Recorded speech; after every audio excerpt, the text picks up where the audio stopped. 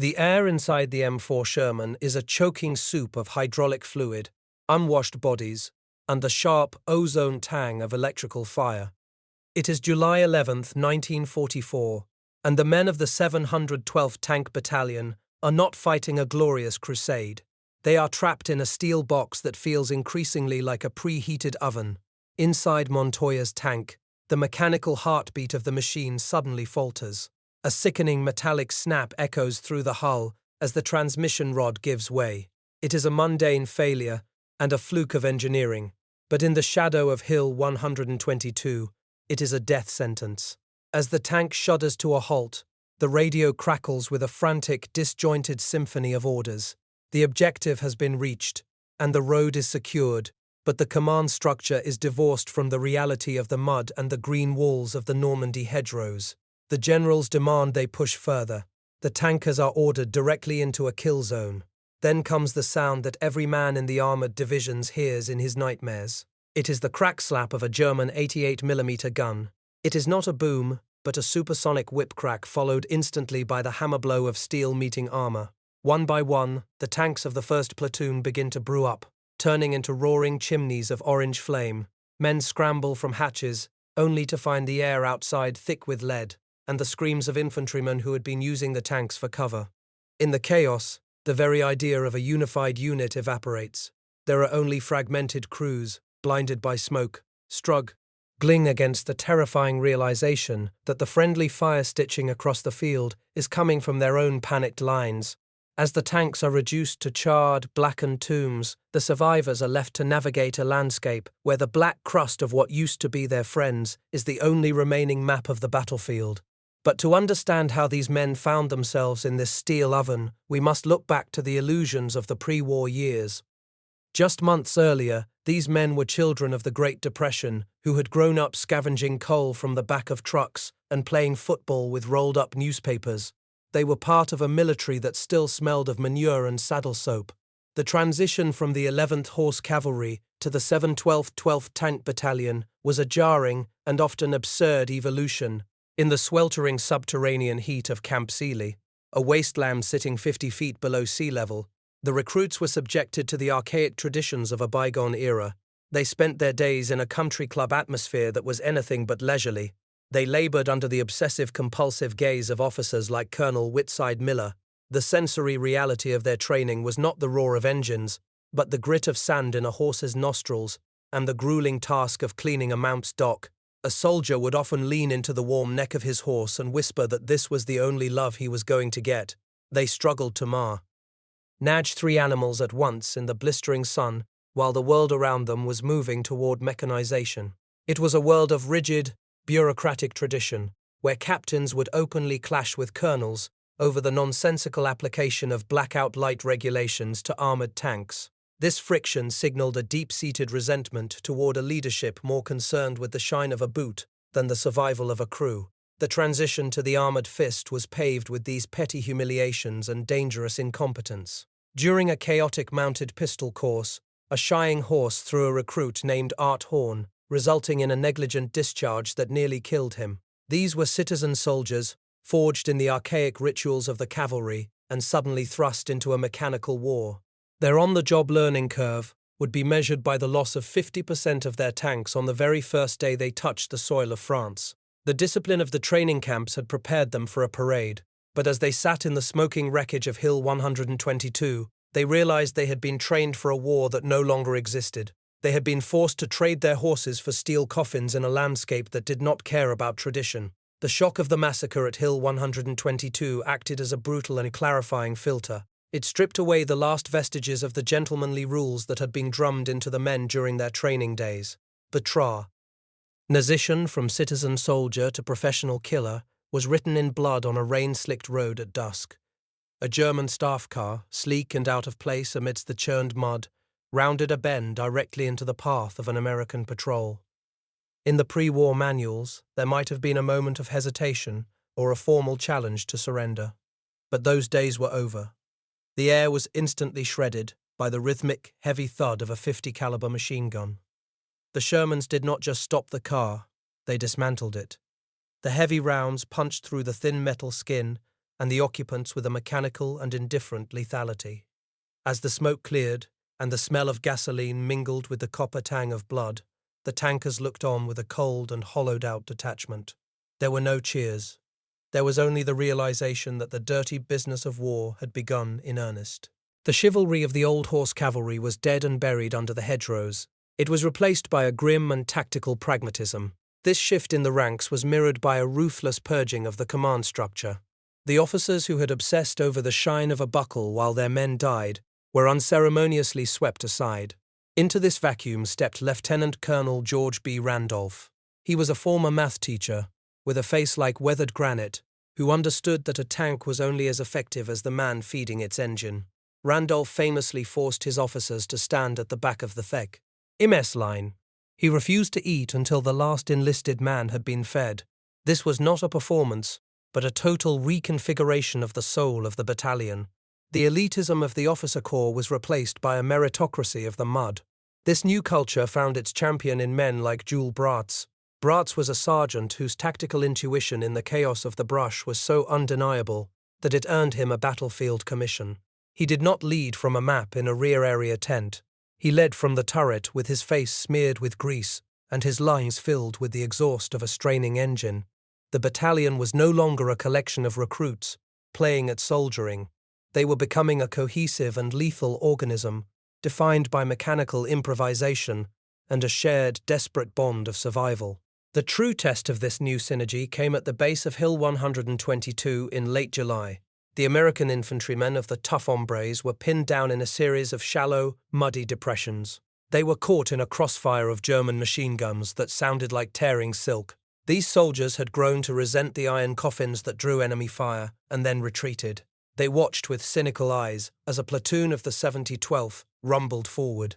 But this time, the rhythm was different. The tanks did not just sit and trade shots with distant 88mm guns. They moved in a choreographed, violent dance with the infantry.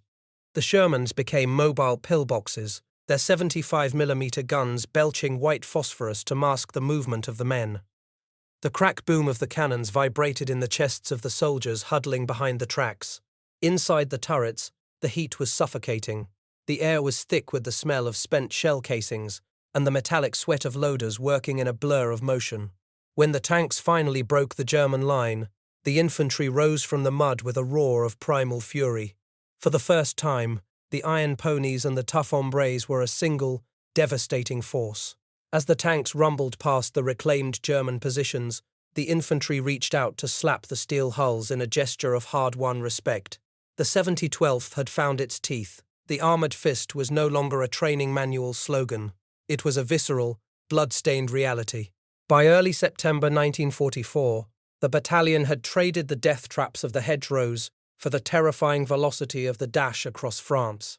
But on the night of September 7th, near the village of Mary, the momentum of the armored fist slammed into a calculated, lethal counterstroke. History often paints the German armored brigade as a unit that simply stumbled into the American flank in the fog. But for the men on the ground, the reality was far more deliberate. This was a concentrated, elite force of Mark V Panthers and Panzer IV tank destroyers designed to sever the American line.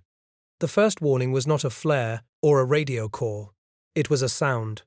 To a veteran tanker, the noise of an M4 Sherman is a familiar, rubber-padded rhythmic thrum.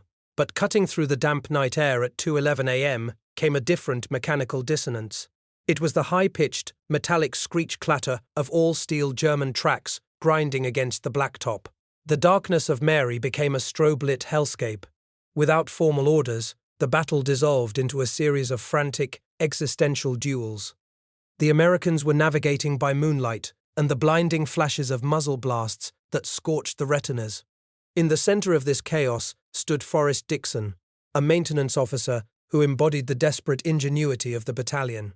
Dixon was a grease-stained miracle worker who could swap a tank engine in 4 hours.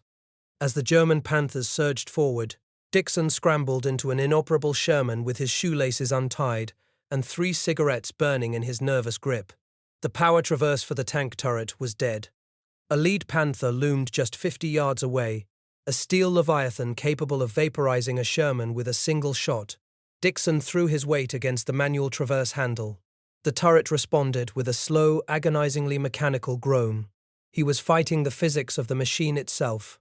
At the last possible second, he lined up the sights and pulled the trigger. The crack boom of the 75mm gun at point-blank range was deafening. The muzzle flash illuminated the Panther's turret, just as it began to disintegrate. This was the technical asymmetry of the night. The American Shermans possessed an electrical turret traverse that allowed them to snap-shoot in the dark. They were far faster than the lumbering manual systems of the superior German tanks. By dawn, the elite German brigade was a graveyard of 21 smouldering Panthers and 60 half-tracks. It was a victory forged by men like Dixon working in their bare feet, manually cranking steel against steel in the pitch black. But the adrenaline of Mary was soon replaced by the suffocating inertia of the gasless stalemate. By mid-September 1944, the logistical arteries of the Third Army began to fail. The fuel was gone, diverted north to ambitious gambles in the Netherlands. The 7012th ground to a halt. The armoured fist was suddenly paralysed. They were transformed from a mobile strike force into a collection of stationary pillboxes mired in the mud of the Moselle region. The war shifted from the open fields to the intimate house-to-house savagery of the city streets. Here the tankers entered a zombie state. It was a psychological hardening, where the capacity for empathy withered under the weight of static attrition. Inside the ruins, the war became a surreal domestic nightmare. Tanks were wedged into narrow, rubble-strewn alleys with their engines silent to save the precious few gallons of fuel remaining. The sensory landscape was a suffocating cocktail of cordite and the metallic tang of fear. The men survived on a bizarre diet of white beans and jello scavenged from abandoned larders. In this claustrophobic environment, the distance between life and death was measured in inches and shared walls. In one local schoolhouse, American tankers and German infantrymen occupied different rooms of the same building. They were separated only by a few feet of lath and plaster. The men lived in a state of sensory terror, listening for the sound of a dropped water can or the cat eyes of a German vehicle shifting through the dark. The country club illusions of their training had been replaced by a hollow-eyed detachment. Shooting at a lone soldier in a field became a grim game. It was a way to pass the time in a landscape where survival was no longer about skill. Success was dictated by whose chimney the German artillery zeroed in on first. They were no longer the boys from the cavalry. They were the zombies of the Moselle. These were men who performed the absurd task of doing the dishes in a ruined kitchen while the air outside boiled with the dust of exploding streets. The war had ceased to be a grand maneuver.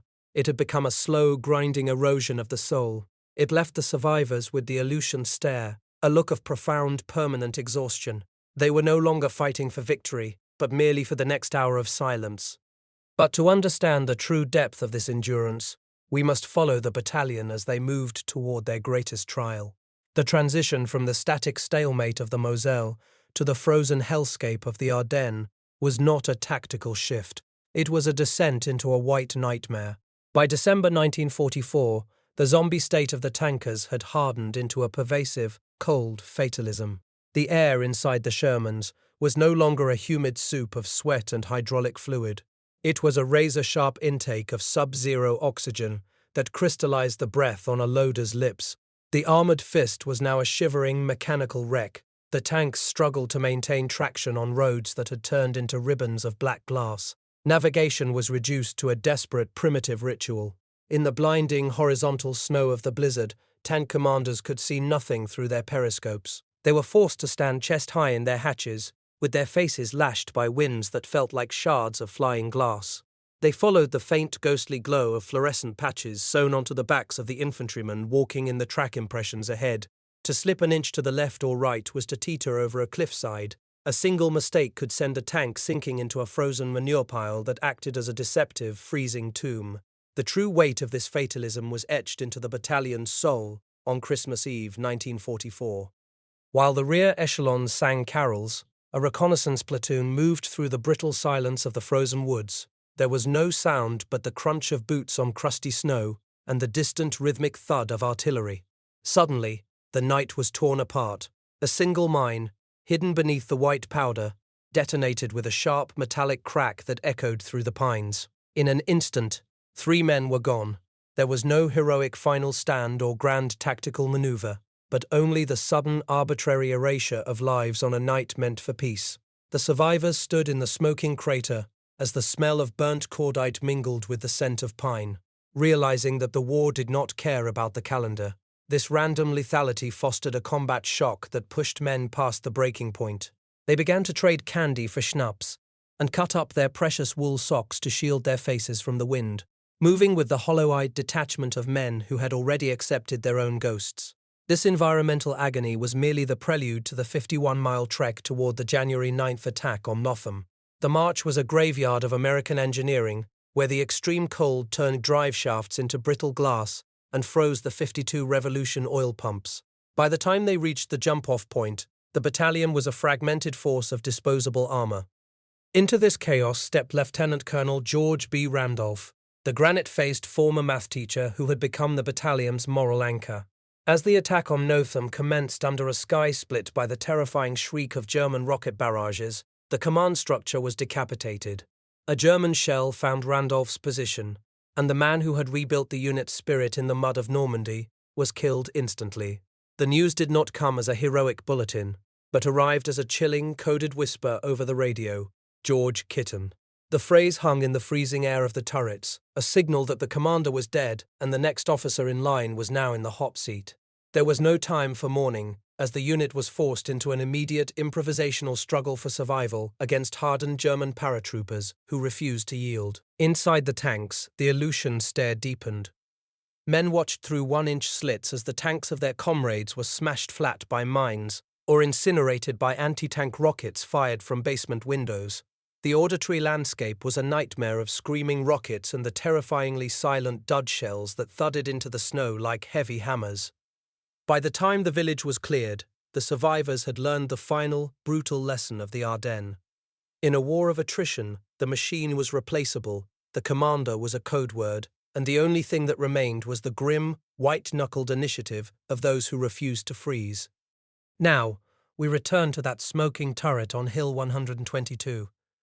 The smoke rising from the hedgerows was a thick, oily curtain that smelled of scorched rubber and the metallic tang of vaporized steel. This brings us back to that July morning where the trajectory of the battalion nearly ended before it began. Inside Montoya's tank, the silence following the mechanical snap of the transmission rod was more terrifying than the thunder of the German 88mm guns. The crew sat in a dead machine, a 30-ton target, listening to the crack-slap of supersonic rounds punching through the Shermans of their brothers. For the survivors, pinned down in those smoking hulls, the war had narrowed to a single, agonizing choice. They had to decide whether to stay inside and risk being roasted alive as the ammunition cooked off, or bail out into a crossfire so dense it looked like horizontal rain. Lieutenant James Franklin Flowers, his hands slick with the blood of a dying infantryman he tried to shield, looked out at a landscape where the black crust of human remains was already fusing to the cooling armor. This was the moment the country club illusions of training were incinerated. The survivors who crawled through the mud that day carried a weight that would never lift, a survivor's guilt so heavy it mirrored the permanent exhaustion of the shell-shocked. Yet, from this carnage, a new battalion was forged. They shed the rigid bureaucratic traditions of the old cavalry and evolved into a pragmatic, lethal force. By the time they crossed the Moselle River, they had become the armored fist in truth. They were a unit that moved with a cold, mechanical synergy that eventually earned the begrudging respect of the elite German divisions. The enemy soon found that these American recruits had become masters of the very industrial violence the Germans had pioneered. 3 months of grueling, attritional travel through the mud and mines of the Saar brought the battalion to the frozen gates of the Siegfried Line. On March 16, 1945, at Pfaffenheck, the air did not just blow, but cut like glass. The battalion was pitted against entrenched mountain troops in a landscape that felt like a Gothic nightmare. To navigate the pitch-black, rain-slicked hills, the Americans used artificial moonlight by bouncing massive searchlights off the low-hanging clouds to create a flickering, ghostly strobe effect. The ambush was sudden and visceral. German rockets turned the lead tanks into scrap in seconds, and one survivor recalled that the vehicles looked as though someone had gone up on them with a chopping axe. In the madness, a soldier stood up in his hatch and screamed that he was not afraid of the enemy, refusing to button up even as the air hissed with lead. He was killed instantly, his body slumped over the rim of the steel ring. Others were left dragging their own shattered limbs through the freezing muck while the snap of rifle fire passed their ears like a finger flick. The survivors were forced to chisel open rusted first aid kits with bayonets, only to find the bandages useless against the cherry-red heat of the burning hulls. It was a static, grinding slugfest where the difference between a decoration and a court-martial was measured in the split-second decision to fire a white phosphorus round into a basement window. As the German front finally buckled, the tankers surged into the heart of the Reich, moving from the violence of the front to a surreal subterranean void. On April 6, 1945, the men stood at the mouth of the Merkers salt mine. The descent was a drop of 1,800 feet into a cold, dark world powered by the rhythmic hum of makeshift steam turbines. Moving through 3 miles of tunnels, the tankers transitioned from soldiers to witnesses. They discovered the hollowed-out soul of the Third Reich in the form of 8,307 gold bars and 400 tons of looted artwork, stacked like cordwood. But the wealth was a distraction. The true discovery of the void was found in the shadows of the vault, the mountain of shoes, the thousands of pairs of eyeglasses, and the crates of gold rings stripped from the victims of the Holocaust. The sensory dissonance was absolute. While some soldiers joked about the greatest robbery in history, others stood in a hallowed, horrified silence. This juxtaposition followed them to the gates of the concentration camp at Flossenburg. The smell there was not of cordite or gasoline, but of a sickening sweet odor from starving survivors, roasting scavenged chickens over little fires in the shadow of the crematorium. Soldiers walked into rooms where the rhythmic sound of water hosing down stacks of 25 bodies was the only music of liberation. The Aleutian stare was no longer a product of combat fatigue, but of a moral exhaustion that defied processing. The war ended not with a parade, but with the subterranean darkness of the mines and the mountain of shoes. In the end, the legacy of the battalion was found in a grocery store reunion years later. It was the silent, slow-motion recognition between a liberator and a survivor. This final moment proved that the war was not about the gold or the machines, but about recovering a stolen humanity. The war did not end with the roar of a grand parade, but with a quiet and cold bureaucratic erasure. For the families waiting back home, people like the Wolfs, the victory was a hollow prize, defined by the constant dread of the telegram and letters hidden under pillows for decades. The men of the 712th had been vaporized inside their steel coffins, sometimes reduced to nothing more than 3 rib bones that crumbled to ash the moment a recovery crew's glove touched them.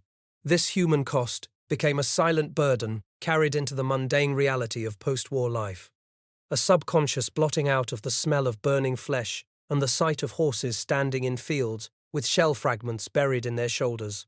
The final resolution of the long journey of the 712th did not happen in 1945. It happened decades later, in the quiet aisles of a grocery store in Utica.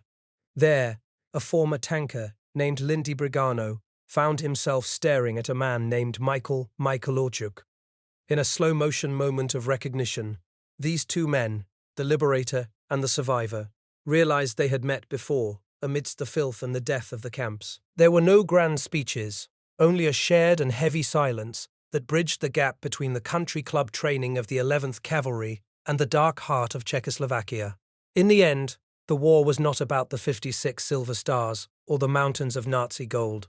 It was about this slow and painful recovery of a stolen humanity.